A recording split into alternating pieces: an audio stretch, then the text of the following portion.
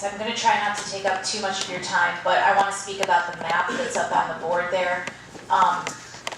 For those in the audience that can't quite read it, the road that snakes up and down over to the right of the screen is Joss Farm Way.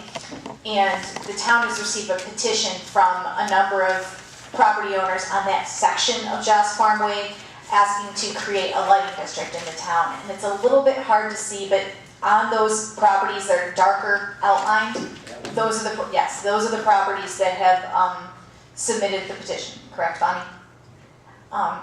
And in having some conversations with the police chief, the supervisor, the comptroller this morning, I think it would be a good idea if at your next meeting, we perhaps invited these residents to come in and talk about the fact that they'd like to create a lighting district and what that means for the town. We haven't had a request like this in a while, and in the past, allowing requests like this that are for a small section of one road in part of a development, it's resulted in a number of small patchwork lighting districts in the town, which, correct me if I'm wrong, Jean and perhaps Linda, but that can be an administrative nightmare for tax bill purposes and for the comptroller's office purposes.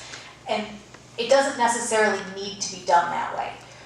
There are mechanisms available for you to potentially include a request like this within a pre-existing lighting district, or to perhaps consider creating a district that would encompass the whole subdivision. This subdivision that's up here is the crossings.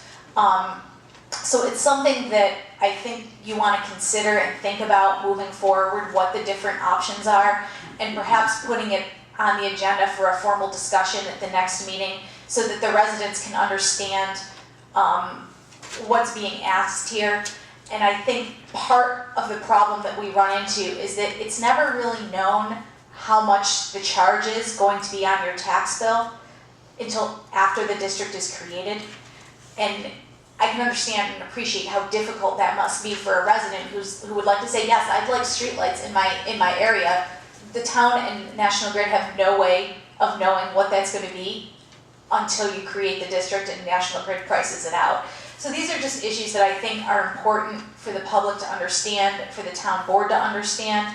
And if you maybe want to consider putting it on for discussion in an additional agenda, I'd be happy to discuss it in a little bit more depth. And I think if Jean has any comments, they'd be insightful as well. I understand since the original one came in, now we've had another one come in on Rally Days Trail with 7 homes.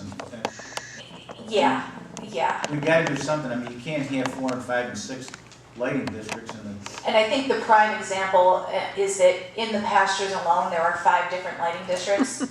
And that it just doesn't seem to make much sense. It's a bookkeeping nightmare. And so I think what Jean had suggested and what I had talked about with her is maybe just doing things a little bit smarter and thinking them through a little bit more before we do them. And I should have mentioned as well, Chet, the police chief, spoke with us about this today, and he made it very clear that he was in favor of streetlights in neighborhoods such as this for health and safety reasons. And he had been in a meeting with several of these residents where this is discussed, and he really thinks the residents themselves need to be aware of what the issues are associated with creating lighting districts so they understand why the town board may proceed in one matter versus another. And that's why we thought maybe put it on an agenda for discussion purposes and kind of go through it. Does that sound like something reasonable? We should, at a minimum, when we do streetlights, it should be at least the entire road or something. Well, that's the other thing. You can't tell from that map, but that road extends quite a bit further down, and you would be just creating a lighting district for the portion of it that's north of Hessler Farm. So those are issues that should be considered when these kinds of things go forward. It's turning into a bookkeeping nightmare. That's what I understand, yes. And Jean, I don't know if you have any other thoughts. I'm sorry, Charlotte. Well, it seems to me that just adding light poles for a small section here is going to be quite costly unless you're, providing service to a lot more people so that the price can be spread out a little bit. And that's something that I think we have, his name, forgive me, first name is Dave Hess, thank you, that from National Grid that has worked with the town in the past, and that I think would be something that he might be able to speak to how that works, because you're right, logically, that seems like it would be the case. And Gina, I don't know if you had any comments. My only thing is that we've created so many of them that we have too many now within the town. And ideally, it would be to do larger areas, and that they would not become their own lighting district, but we could incorporate them into existing ones. We have 4 large consolidated ones, and then we have many smaller ones. So if it's possible, I would like to take the areas and put them into something that already exists, so that we don't have all these things bookkeeping wise, and also for the assessor, so that they don't have 20 lighting districts to figure out who's in which one. I think it will make things simpler and easier to understand if we do it that way. Sounds like a plan. So you'll have various options for the town to consider. Sure, because there are different mechanisms available in the New York State town law for how to create special districts, so it's not like you only have to do it this way. And just keep in mind that we had several residents ask for streetlights recently. However, it's difficult to understand why they won't be in place till 2010. It's because during the budget process, we have to set money aside to fund those different districts. So late in the year, people were asking, why is it gonna take so long? It's just because the public hearing would be this year, and the budget was set the money aside for the next year. Right, because essentially you're funding it with taxes, or with, with the light item on a tax bill, so you really can't put the money into them until that money has been collected. Correct.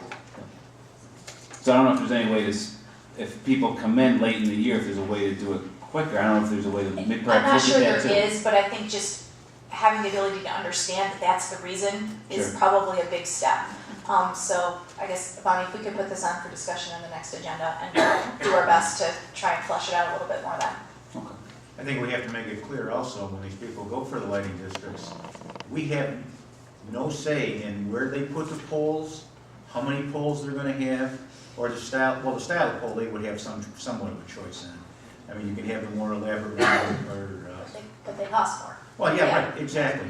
But as far as people agreeing for the lighting district and signing a petition, and all of a sudden they find out that the streetlight's gonna be on their property, they get very angry, and we have no control over that. And I think we have to make that clear when we do any kind of legislation with these lighting districts. If I could just add that we talked about doing it in existing tracks, just keep in mind future tracks and what we can do if we want to go ahead with them, make them part of the track when the track is constructed, or if you want to put up with this forever. Part of the site plan approval? It might be something that could be discussed during the subdivision phase, yeah. It's something I've asked the planning board to actually inquire actually the chairman to look into that. I don't know, has there been any discussion on that? I haven't talked to Pam Okay. about it. I can. I've been involved before with these, and that the best solution is either make it part of the planning process that it's gonna be a requirement on a new subdivision, define it right out, black and white, and then, or even consider maybe going with a town-wide lighting district, that everybody gets to use the main streets, and you have a fund to take care of all of this. Many options.